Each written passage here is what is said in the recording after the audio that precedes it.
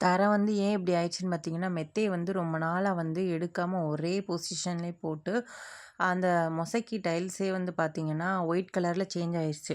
நானும் வந்து பார்த்தீங்கன்னா, ஃபர்ஸ்ட்டு வந்து அ கடையில போயி லிக்யூட்லாம் வாங்கி ட்ரை பண்ணி பார்த்தேன். அதுக்கடுத்து பார்த்தீங்கன்னா, ஆ சோடா உப்பு இருக்குல்ல அது, அது போக வந்து சிந்தட்டிக் வினிகர் 2யும் கலந்து அத தேய்ச்சு பார்த்தேன்.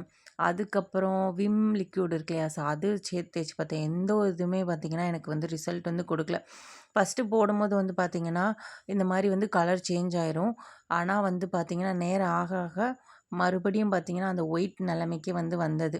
நான் யூஸ் பண்ணேன்னு சொன்னேன் இல்லையா? ஒரு கடையில வாங்கி யூஸ் பண்ண லிக்விடு. ஸோ அது இதுதான். இந்த லிக்விடுக்கு எனக்கு வந்து ரிசல்ட் வந்து குடுக்கல. அப்புறம் அத்தை வந்து என்ன சொன்னாங்கன்னா, "தேங்காய் எண்ணெய வந்து ஊத்தி பாரு" அப்படின்னு சொல்லியிருந்தாங்க.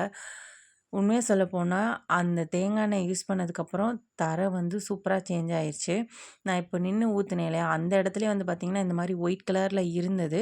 பட் இந்த மாரி தேங்காய் எண்ணெய ஊத்துனதுக்கப்புறம் பார்த்தீங்கன்னா, ரொம்பவே டைல்ஸ் வந்து சேஞ்ச் ஆயிருந்தது.